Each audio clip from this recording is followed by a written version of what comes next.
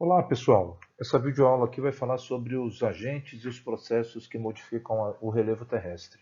A gente começa falando a respeito dos agentes endógenos ou internos, né? São aqueles que dão estrutura ao relevo terrestre. São três, tá, gente? Vulcanismo, tectonismo e abalos sísmicos, que podem ser maremotos ou tsunamis, quando ocorrem dentro do oceano, né, ou dos mares, e os terremotos que acontecem na superfície terrestre. Importante lembrar que esses fenômenos eles acontecem com maior intensidade nas bordas das placas tectônicas, tá? E são processos muito lentos e que têm uma intensidade de força acumulada, né? Acúmulo de energia que há nessas rochas aí de uma forma muito intensa. O tectonismo, gente, é aqueles movimentos que as placas tectônicas realizam, né? A gente pode observar que por causa daquelas células de convecção que acontecem no interior da Terra, lá no manto, né, ele acaba provocando o movimento dessas placas e isso acaba fazendo com que elas se separem, elas se choquem, né, ou elas deslizem uma do lado da outra, né? São aqueles famosos limites de placas, né? O convergente quando elas se chocam, o divergente quando se separa e o transformante, né, ou tangencial quando elas deslizam uma do lado da outra, né? O vulcanismo, eles são formas de relevo que são criadas por causa dos vulcões, tá? Isso ocorre quando o magma que está no interior da Terra, né, no interior da crosta, ele acaba se extravasando para a superfície e aí ele passa a se chamar de lava vulcânica, né? Lembrando que esses vulcões eles ocorrem geralmente na borda das placas tectônicas, né? Os abalos sísmicos são resultado dos movimentos que acontecem de acomodação ou de compressão nas rochas no interior da Terra, né? Isso aí tem que lembrar que quando acontece o tremor de terra, no interior da crosta é chamado, o local onde acontece é chamado de hipocentro. E o epicentro é o local que a gente sente esse tremor na superfície, né? Região que tem maior intensidade de tremores e de abalos de vulcanismo na Terra é justamente no Círculo de Fogo do Pacífico, né, que abrange, né, a costa oeste da América e a parte leste da Ásia e da Oceania. Bom, os agentes exógenos ou externos são aqueles que vão modelar a superfície terrestre. Eles ocorrem por meio do intemperismo, que é a quebra da rocha, né, como a gente viu em aula, né? Você tem o intemperismo físico, que é aquele quando a rocha se quebra, mas não há alteração na substância dessa rocha, né, nos minerais que compõem ela. O intemperismo químico, aquele que a rocha se rompe e ela apresenta uma modificação na composição dos elementos químicos que ela possui, né? Isso geralmente tem uma relação muito forte com a questão da água, tá? E o intemperismo biológico, que é aquele provocado tanto pelo ser humano como também pelos animais, né? Alguns animais eles e vegetais também, né? Plantas que as raízes de árvores que rompem essas rochas, né? Alguns animais como insetos, né? Como formigas, cupins, né? Que também provocam esse intemperismo biológico. Essa rocha quebrada, esse sedimento quebrado, ele é transportado pela erosão. A erosão existem 5 tipos, né? 4 deles são motivados pela água, né? Então você tem a erosão fluvial, que são os rios, né? A pluvial, são as chuvas, a marinha, que é provocada pelos mares, glacial pelo gelo. E a eólica é provocada pelos ventos, né? Esses sedimentos sendo transportados geralmente da parte mais alta do relevo para a parte mais baixa pela gravidade, acaba se acumulando em áreas mais baixas do relevo, né, que aí são chamadas áreas de sedimentação, né, que é onde é feita a deposição desse material. Aí você tem que lembrar, a área de sedimentação, gente, é onde você vai encontrar a rocha sedimentar, né? Basicamente são as áreas mais baixas do relevo, né? As estruturas geológicas que tem na Terra, né? Então elas são formadas pela grande diversidade de combinações de minerais que constituem a litosfera, tá? Essas combinações elas são diversas, né? E aí é por isso que ela é heterogênea, tá? Ela não é homogênea, ela não está igualzinha em todo o planeta, né? Em cada canto do planeta você tem uma composição diferenciada, né? Você consegue encontrar essas grandes composições quando você estuda geologia, né? Essas estruturas são formadas por fenômenos geológicos aliados à combinação dos diferentes tipos de rochas que existem aí na superfície, tá? São basicamente três, tá, gente? São três grandes estruturas. Os escudos cristalinos, que são aqueles mais antigos, né, onde nós estamos aqui no Planalto Central Brasileiro, por exemplo. é um escudo cristalino antigo, né? Então eles são compostos na maioria das vezes por rochas magmáticas, né, que podem ser as intrusivas ou extrusivas, né? Exemplo de intrusiva, o granito, exemplo de extrusiva, o basalto, tá? E metamórficas, né? Lembrando, gente, que essas rochas, elas é que vão dar origem aos solos, tá?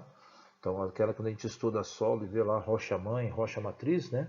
Você vai ver que nessas áreas de escudo cristalino você consegue encontrar solos profundos e solos rasos também, tá? Vão apresentar uma grande quantidade de jazidas de minerais metálicos e pedrarias, né? Que como assim mineral metálico? Ferro, cobre, manganês, né?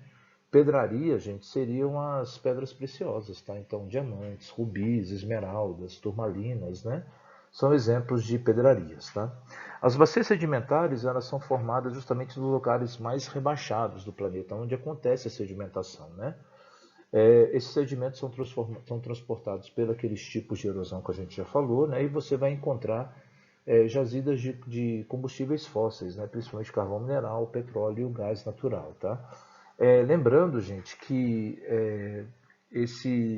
o fundo do oceano ele apresenta uma grande quantidade de sedimentos também, tá? E os dobramentos modernos são aqueles que são formados justamente pelo encontro das placas tectônicas, né? Então, quando você tem a colisão das placas tectônicas, né, com aqueles três limites que a gente falou, né, convergente, divergente e transformante, né, é nesse local que você vai ter essas dobras, né, essas montanhas que vão aparecer. Né? Nesses locais também você vai encontrar muito daqueles agentes internos ou endógenos, né, que são o vulcanismo e o tectonismo, o vulcanismo e o abalo sísmico, né? E você vai encontrar alguns recursos minerais metálicos presentes aí nesses locais, tá? Com relação ao relevo, é a forma como se apresenta a estrutura geológica, como essa estrutura geológica ela se apresenta na superfície, né? Quando a gente fala de relevo, gente, ele é dividido em dois grupos, tá? Relevo continental e relevo submarino. Relevo continental corresponde às terras emersas. Terras emersas são aquelas que estão acima do nível do mar, tá? Você vai encontrar as montanhas, que são frutos daquele choque de placas tectônicas, do tectonismo, né? Que você vai ter justamente o limite convergente, divergente e também o transformante, né? São as áreas mais altas do relevo, são as áreas mais recentes, né? As áreas que sofreram em idade geológica no período Cenozoico, né? Quando aconteceu isso, né? Ou seja, você tem as montanhas mais novas, que é que se apresentam na margem onde encontra essas placas, né? E em terrenos muito antigos, como aqui no Brasil, né, você encontra algumas montanhas antigas, né, que são aquelas que se apresentam no litoral do sudeste brasileiro, do sul brasileiro, né, como também no norte do país, lá na região do Pico da Neblina, né, são as áreas de montanhas antigas, né, que são frutos de movimentos que aconteceram há muito tempo atrás, né, movimentos que aconteceram há mais de 700 milhões de anos, né. Então você tem as montanhas. São áreas, gente, que você tem que lembrar que sofrem com os processos de intemperismo, tá? Planalto também sofre com intemperismo, né? Ou seja, com a quebra dessas rochas. Os planaltos já são as áreas são superfícies elevadas, né? Que têm uma composição geológica diferenciada, né? Geralmente eles são mais baixos do que as montanhas, tá? E o intemperismo e a erosão predominam nessas formas de relevo. Tá? O planalto geralmente ele é associado aos escudos cristalinos, né? Que é onde você vai encontrar rochas de embasamento cristalino, né? Ou seja, justamente com o embasamento de magmáticas, né? E metamórficas. Né? E é por isso que vão aparecer aquelas colinas, as chapadas, né? A presença de serras no interior. Tá? As depressões, gente, são aquelas áreas de áreas de relevo mais baixo, né? Geralmente eles são rebaixados aos que está em volta, né? Então você tem um planalto. Se você tiver uma área rebaixada, aquilo ali é uma depressão. Se essa depressão ela estiver acima do nível do mar, ela é chamada de depressão relativa, tá? Caso ela esteja abaixo do nível do mar, ela é chamada de depressão absoluta. No Brasil, a gente não tem depressão absoluta, mas a gente tem depressão relativa, né? As depressões absolutas mais conhecidas é onde se localiza o Mar Morto, lá no Oriente Médio, né? o Vale da Morte lá nos Estados Unidos, né? A região do próximo ao Mar Cáspio, na Ucrânia, na Rússia, nos países que compunham a antiga União Soviética, também são áreas de depressões absolutas, tá? Lembrando, a área de depressão, se é uma área mais baixa do relevo, é uma área que acontece muita sedimentação e você vai encontrar uma grande quantidade de rochas sedimentares, tá? E as planícies, a gente são aquelas áreas também rebaixadas, né? Mas elas estão mais próximas. Geralmente a gente fala muito de planícies que estão próximas às áreas costeiras, né? Às praias, né? Também é a área de sedimentação, tá? As continentais, gente, são aquelas que apresentam-se próximas aos rios, tá? Então são planícies fluviais, né? Aquelas que margeiam grandes rios, que margeiam grandes lagos, né? São um exemplo típico de planície continental no Brasil é a planície do Pantanal, tá? Onde fica o Pantanal Mato Grossense. Bom, esses daí, gente, são as formas básicas, as áreas de relevo de grandeza maior, tá? Dentro delas, na parte continental, dentro delas você vai encontrar algumas de grandeza menor, como escarpas, chapadas, né, serras, colinas, além de outras, tá? Morros, né? São exemplos de escalas menores que tem, tá? Mas essas quatro aí são as principais de estudo. Já no relevo submarino, gente, a gente vai encontrar justamente as formas de relevo que se apresentam abaixo. São as terras imersas, né? As terras que estão abaixo do nível do mar, né? Então você tem a plataforma continental, que é uma continuação do continente, né? A borda do continente, onde você tem uma grande quantidade de acúmulo de sedimentos. Nessas áreas você vai encontrar combustíveis fósseis, né? Principalmente petróleo e gás natural, tá? O talude continental corresponde justamente à área onde você tem um declive acentuado, né? Então, a profundidade no talude pode chegar a 4.000 metros de profundidade, tá? Marca o fim da plataforma continental e o início das bacias oceânicas, tá?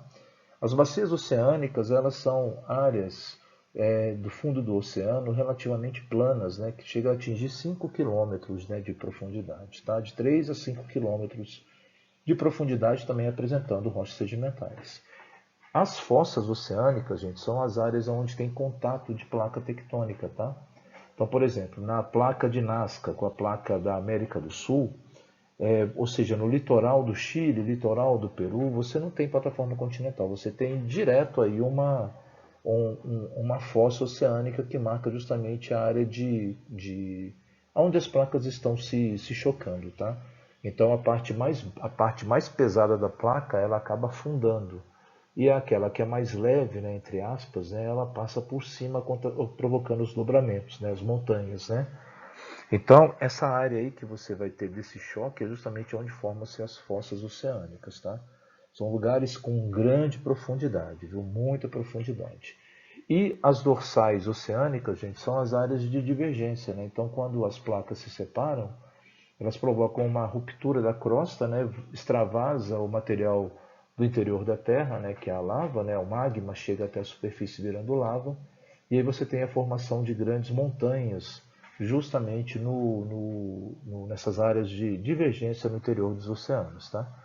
E as ilhas correspondem às elevações do fundo oceânico, que podem geralmente, né, boa parte delas tem de origem vulcânica, né? Exemplo disso aqui no Brasil, a gente tem o arquipélago de Fernando de Noronha, que é um exemplo de ilhas vulcânicas que aparecem no Oceano Atlântico, tá? Espero que essa videoaula te auxilie nos seus estudos, tá? Estude bastante, viu? Bons estudos e até a próxima videoaula. Até loguinho!